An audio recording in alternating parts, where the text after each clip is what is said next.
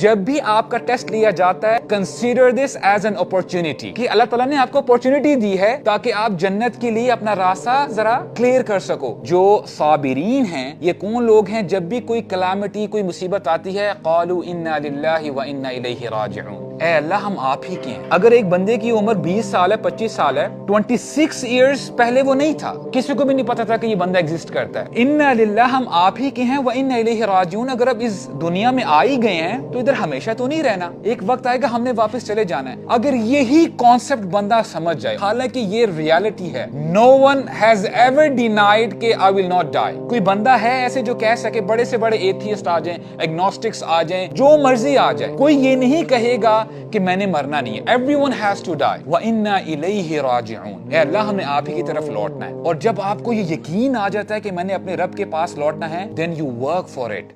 صحابہ کرام کو پتہ چل گیا تھا کہ جنت میں جانا تو آسان ہے، لیکن اگر ہم رسول اللہ صلی اللہ علیہ وسلم کی کمپنی چاہتے ہیں تو پھر ہم نے کیا کرنا ہے؟ محنت کرنی ہے.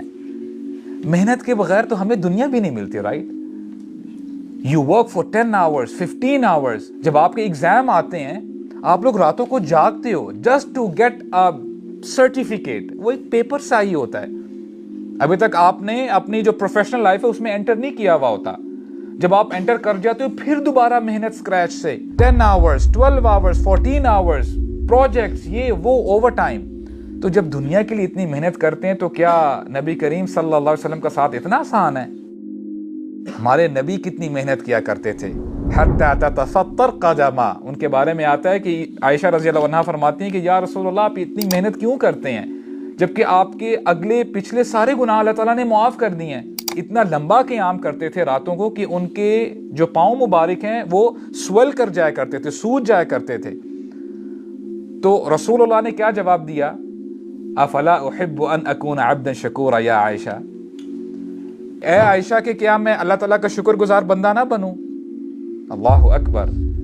تو ہمیں بھی اللہ تعالیٰ کا شکر گزار بندہ بننا چاہیے. ہم نے محنت کرنی ہے انشاءاللہ. اس کے لیے at least let's take a start, let's take baby step. At least جو فرض نماز نہیں پڑھتا انشاءاللہ اب سے میں 5 وقت کی فرض نماز ضرور پڑھوں گا.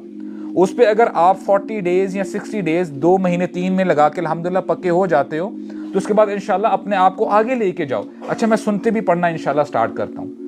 اپنے آپ کو آگے لے کے جائیں، گیم اپ کریں انشاءاللہ.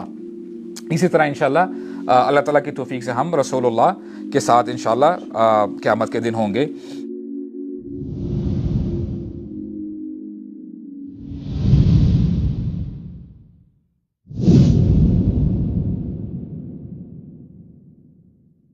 جتنے بھی انبیاء کرام کا تذکرہ ہمیں ملتا ہے، جب بھی وہ قرآن کی دعوت لے کے گئے یا دین کی دعوت لے کے گئے، سب لوگوں نے ایک ہی بات بتائی کہ ہم نے اپنے باپ دادا کو ایک طریقے پر پایا ہے اور ہم اپنے اس طریقے کو نہیں چھوڑ سکتے. یہ ایک بہت بڑا ڈیٹرنس ہے جو آپ کو حق کی طرف آنے نہیں دیتا.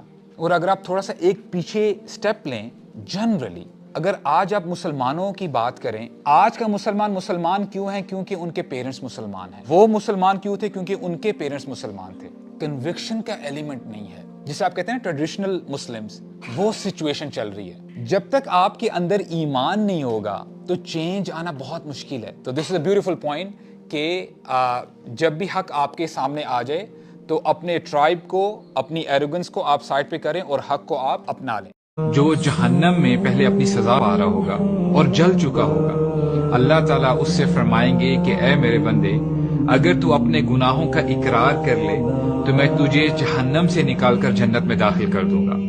کیا تو اپنے گناہوں کو کنفیس کرتا ہے؟ کیا تو اقرار کرتا ہے؟ اور پھر تھوڑی دیر کے بعد وہ سوچے گا کہ اگر میں نے اپنے گناہوں کا اعتراف کر لیا تو ہو سکتا ہے کہ مجھے دوبارہ جہنم میں پھینک دیا جائے. تو بندہ کہے گا کہ اے اللہ، مجھے آپ کی عزت اور آپ کے جلال کی قسم میں نے کبھی کوئی گناہ نہیں کیا. تو اللہ تعالیٰ فرمائیں گے کہ اے میرے بندے، میرے پاس تیرے خلاف گواہ بھی موجود ہیں.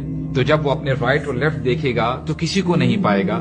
کہے گا اے اللہ کہاں ہیں آپ کے گواہ؟